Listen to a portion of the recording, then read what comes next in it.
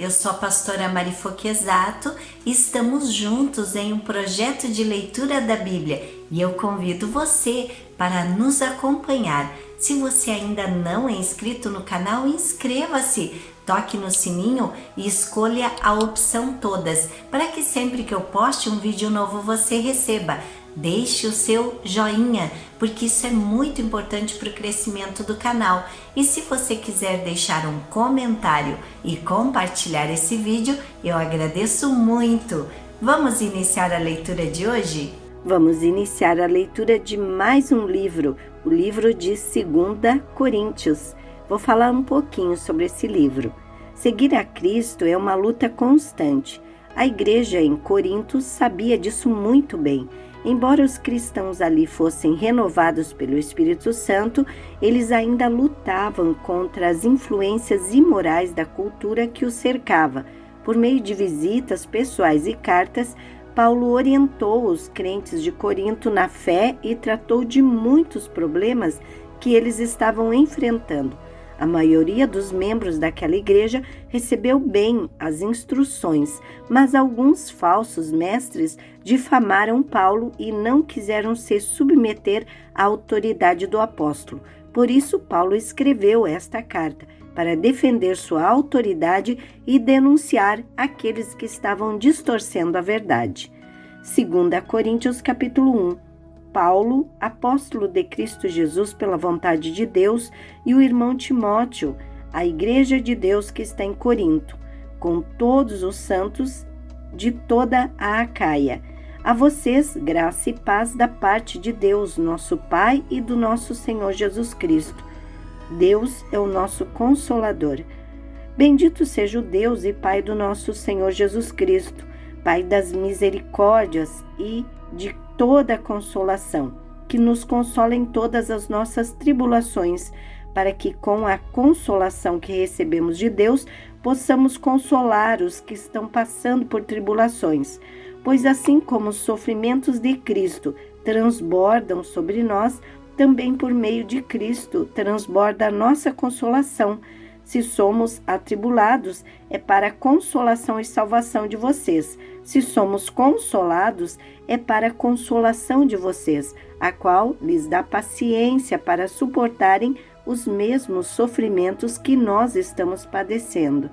E a nossa esperança em relação a vocês está firme, porque sabemos que da mesma forma como vocês participam dos nossos sofrimentos, participam também da nossa consolação. Irmãos, não queremos que vocês desconheçam as tribulações que sofremos na província da Ásia, as quais foram muito além da nossa capacidade de suportar, ao ponto de perdermos a esperança da própria vida. De fato, já tínhamos sobre nós a sentença de morte, para que não confiássemos em nós mesmos, mas em Deus, que ressuscita os mortos. Ele nos livrou e continuará nos livrando de tal perigo de morte. Nele temos colocado a nossa esperança de que continuará a livrar-nos, enquanto vocês nos ajudam com as suas orações. Assim muitos darão graças por nossa causa, pelo favor a nós concedido e resposta às orações de muitos. Paulo muda seus planos. Este é o nosso orgulho, a nossa consciência dá testemunho de que nos temos conduzido no mundo, especialmente em nosso relacionamento com vocês, com santidade e sinceridade, provenientes de Deus, não de acordo com a sabedoria do mundo, mas de acordo com a graça de Deus. Pois nada lhes escrevemos que vocês não sejam capazes de ler ou entender.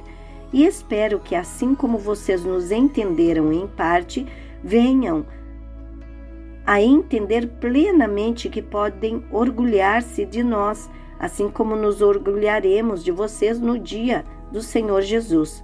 Confiando nisso e para que vocês fossem duplamente beneficiados, planejava primeiro visitá-los em minha ida à Macedônia e voltar a vocês vindo de lá, para que me ajudassem em minha viagem para a Judeia.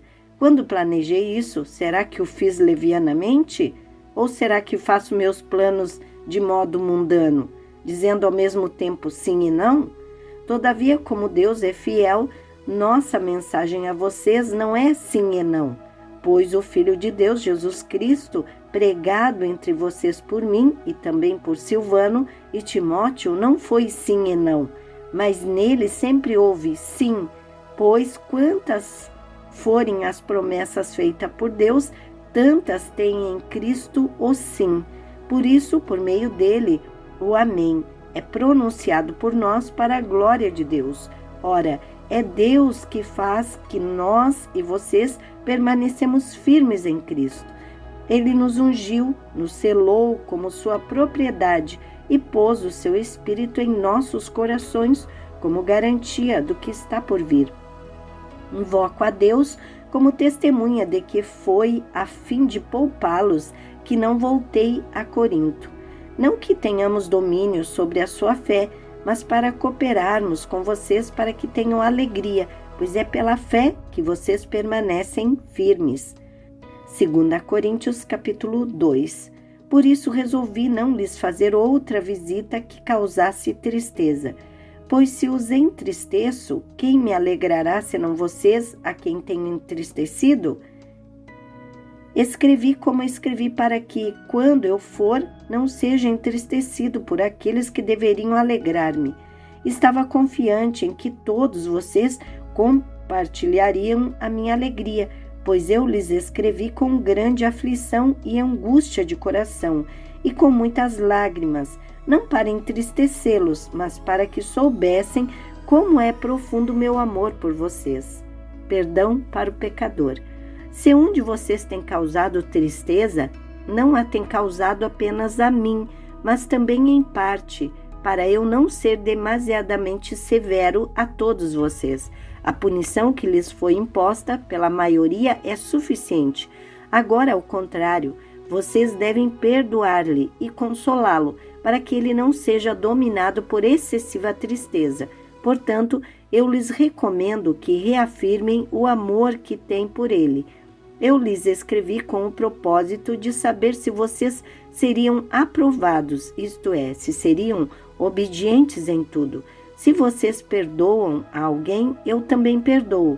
E se aquilo que perdoei, se é que havia alguma coisa para perdoar, perdoei na presença de Cristo, por amor a vocês, a fim de que Satanás não tivesse vantagem sobre nós, pois não ignoramos as suas intenções. Ministros da Nova Aliança.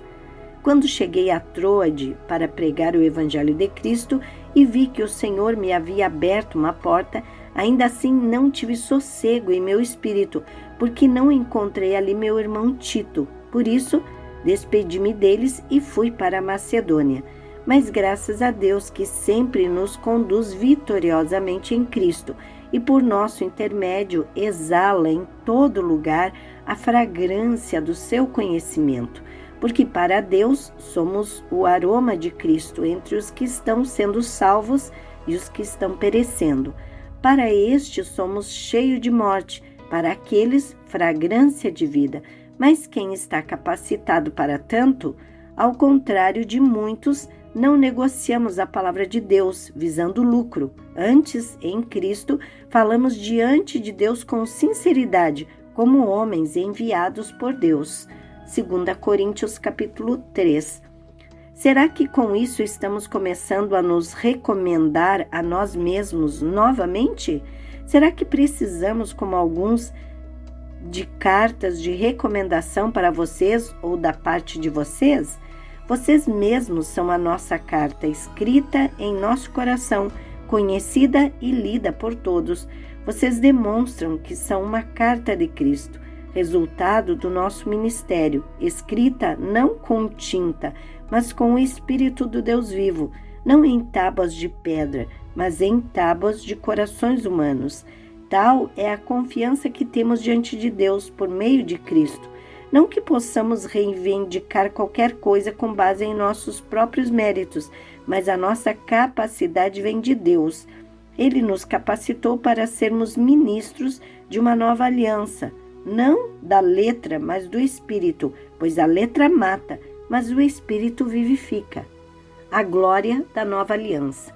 O ministério que trouxe a morte foi gravado com letras em pedras, mas esse ministério veio com tal glória que os israelitas não podiam fixar os olhos na face de Moisés, por causa do resplendor do seu rosto, ainda que desvanecente.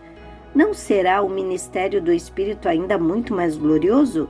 Se era glorioso o ministério que trouxe condenação, quanto mais glorioso será o ministério que produz justificação.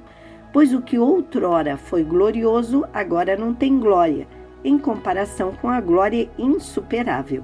E se o que estava se desvanecendo se manifestou com glória, quanto maior será a glória do que permanece. Portanto, visto que temos tal esperança, mostramos muita confiança. Não somos como Moisés, que colocava um véu sobre a face para que os israelitas não contemplassem o resplendor que se desvanecia. Na verdade, a mente deles se fechou, pois até hoje o mesmo véu permanece quando é lida a antiga aliança. Não foi retirado, porque é somente em Cristo que ele é removido. De fato, até o dia de hoje, quando Moisés é lido, um véu cobre os seus corações. Mas, quando alguém se converte ao Senhor, o véu é retirado. Ora, o Senhor é o Espírito, e onde está o Espírito do Senhor, ali a liberdade. E todos nós que com a face descoberta contemplamos a glória do Senhor, segundo a sua imagem, estamos sendo transformados com glória cada vez maior, a qual vem do Senhor, que é o Espírito. Amém. Terminamos aqui a leitura de hoje e eu agradeço a você que ficou comigo até o final desse vídeo. Tenha um dia vitorioso. Deus abençoe sua vida.